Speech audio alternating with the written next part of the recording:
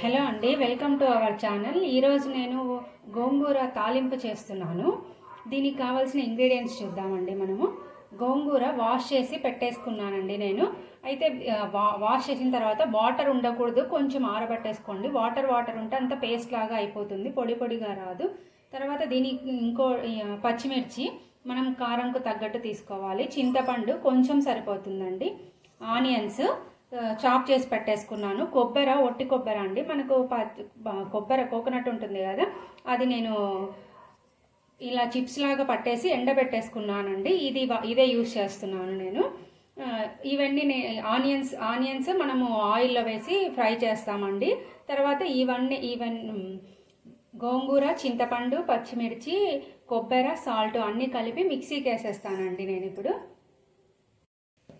ఇప్పుడు దీంట్లో కొబ్బరి వేస్తున్నానండి. కొబ్బరి,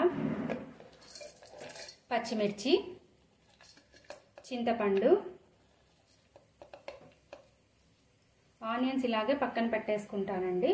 తర్వాత కొంచెం పసుపు, కొబ్బరి వేస్తే కొంచెం మనకు పేస్ట్ లాగా కాకుండా పొడి పొడిగా వస్తుందండి.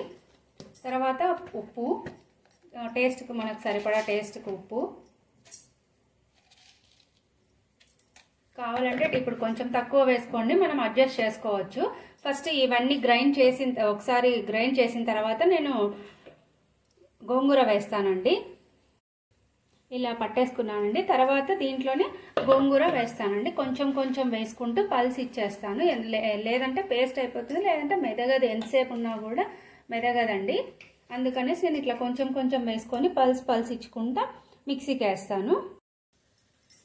నేను ఇలా పల్స్ ఇస్తూనే పల్స్తోనే నేను గ్రైండ్ చేస్తాను. సో మనకు మెత్తగా అవ్వదు, అందుకే పల్స్ ఇస్తూ గ్రైండ్ చేస్తానండి.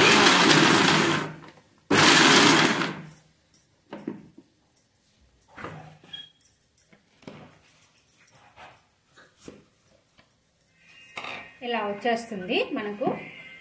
కావాలంటే మనం ఇంకొంచెం కొబ్బరి అయినా వేసుకోవచ్చండి. ఒకవేళ మనం మిక్సీకి వేసేటప్పుడైనా కూడా కొబ్బరి కొంచెం వేసుకోవచ్చు, ఇంకా కొంచెం కావాలి అనుకుంటే. సో నేను ఇప్పుడు ఇలా మిక్సీకి వేసేసి పెట్టేసుకున్నాను. తర్వాత ప్యాన్ పెట్టేసి హీట్ చేస్తాను. నేనైతే ఇప్పుడు స్టవ్ ఆన్ చేసి ప్యాన్ పెట్టేసుకున్నానండి. హీట్ చేస్తున్నాను. హీట్ అయిన తర్వాత ఆయిల్ వేస్తాను. ఒక 3 స్పూన్స్ అలా వేస్తానండి. ఎందుకంటే ఆనియన్స్ వేగడం కోసం, అంతే, ఎక్కువ ఏం అవసరం లేదు దీనికి. ఇప్పుడు ఆయిల్ వేస్తున్నానండి నేను.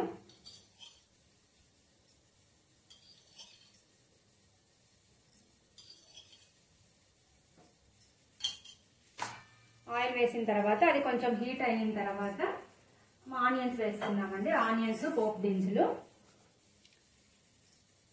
ఆయిల్ హీట్ అయిందండి. ఆయిల్ హీట్ అయిన తర్వాత మినప్పాలు. ఇవి కొంచెం ఎక్కువైనా వేసుకోవచ్చు అండి. ఇష్టంగా తినేవాళ్ళు కొంచెం ఎక్కువ వేసుకున్నా కూడా బాగుంటుంది టేస్ట్. తర్వాత శనగబ్యాళ్ళు,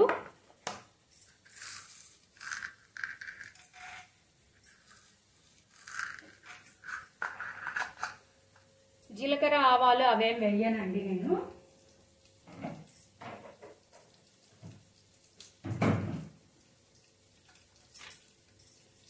ఇలా కలిపెట్టేసుకున్నాను.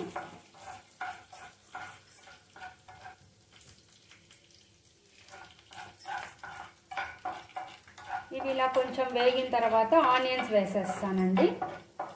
ఇదేమీ నిల్వ కాదండి, ఒక 2 days ఉంటుంది అంతే. ఆనియన్స్ అయితే నేనైతే ఆయిల్లో వేసి వేయించుతానండి. ఒకవేళ కావాలి అంటే పచ్చివైనా కలుపుకోవచ్చు మీరు, అది మీ ఇష్టము. ఎలా అయినా తినచ్చు. పచ్చివి వేస్తే అదే రోజు చేసుకోవాలండి. ఎందుకంటే అది పోతుంది కాబట్టి, ఉండదు, చెడిపోతుంది. కొంచెం ఫ్రై చేసామనుకోండి ఓ 2 days అయినా ఉంటుంది. ఆనియన్స్ వేసేస్తున్నానండి నేను.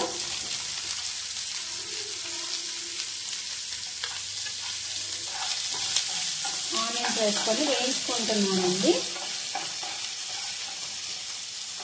కొంచెం మీడియం టు లో ఫ్లేమ్గా పెట్టుకోండి, ఎందుకంటే ఆనియన్స్ వేగేలోపు మినపప్పు, శనగపప్పు మాడిపోతాయి. సో అందుకనేసి మీడియం టు లో ఫ్లేమ్ పెట్టేసుకోండి.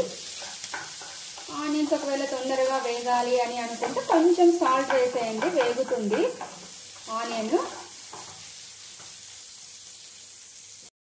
ఆనియన్స్ వేగిపోయాయండి. ఇప్పుడు నేను గోంగూర మనం మిక్సీకి వేసేసి పెట్టేసుకున్నాం కదా, అది వేస్తున్నానండి.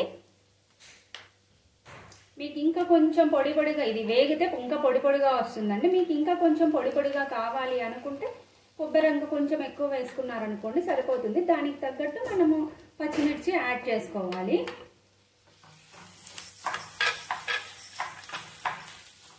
ఇది కలుపుతూ ఉండాలండి, లేదంటే మాడిపోతుంది.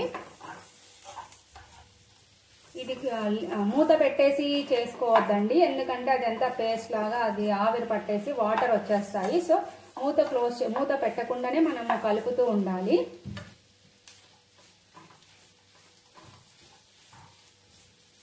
త్వరగానే వేగిపోతుందండి. గోంగూర జనరల్గా త్వరగా వేగిపోతుంది కదా, ఇది ఐరన్ రిచ్ ఫుడ్ అండి.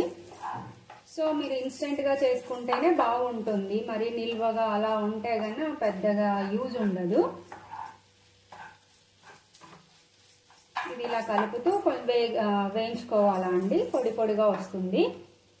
ఇలా మిక్స్ చేసుకుంటూనే ఉండాలండి. మీడియం టు లో ఫ్లేమ్లోనే ఉండాలి, ఎందుకంటే మాడిపోతుంది కాబట్టి. మనం హై ఫ్లేమ్ పెడితే మాడిపోతుంది, అందులోనూ దీంట్లోని రా ఫ్లేవర్ పోతేనే మనకు కొంచెం బాగుంటుందండి. రా ఫ్లేవర్ ఉంటే కనుక బాగుండదు కదా.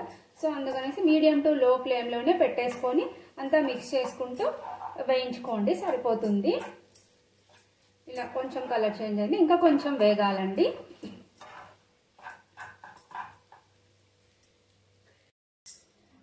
ఇలా వస్తుందండి ఫైనల్గా. ఇప్పుడు ఇలా మనం ఇది ఫ్లేమ్ ఆఫ్ చేసేసుకొని అంత కలుపుకొని సరిపోతుందండి. ఇలా వస్తుందండి మనకు ఫైనల్ అవుట్పుట్. ఇప్పుడు చూడండి, మీరు పొడి పొడిగానే ఉంది చూడండి. మీరు కావాలంటే కొబ్బరి వేసుకోవచ్చు ఎక్కువ, లేదంటే అవసరం లేదు. ఆనియన్స్ కూడా బాగా కనిపించేస్తున్నారండి. ఆనియన్స్ కావాలి అంటే పచ్చివైనా కలుపుకోవచ్చు, లేదు అంటే కనుక ఇలా అయినా వేసుకోవచ్చు, ఎలా అయినా బాగుంటుంది. మీరు ఒకసారి టేస్ట్ నాకైతే సాల్ట్ అదంతా సరిపోయిందండి. మీరు ఒకవేళ టేస్ట్ చెక్ చేసుకొని సాల్ట్ ఏదన్నా తక్కువ ఉంది అనుకుంటే వేసేసుకొని ఒక 2 టైమ్స్ కలుపుకున్నారంటే సరిపోతుందండి. ఇది హాట్గా అన్నంలోకి తినేస్తే సరిపోతుందండి. ఇలా సర్వ్ చేసేసానండి. హాట్ వేడి అన్నంలోకి కొంచెం నెయ్యి వేసేసుకొని కర్రీ పెట్టేసుకొని కలిపి తింటే సరిపోతుందండి. చాలా టేస్టీగా ఉంటుంది. పచ్చిమిర్చి ఎప్పుడైనా కూడా కొంచెం తక్కువ వేసుకోండి, కారం తక్కువ వేసుకుంటేనే మనకి కొంచెం కర్రీలు ఎక్కువ తింటాము, హెల్త్కి కూడా మంచిది కదండి. Thanks for watching. Please share, like and subscribe.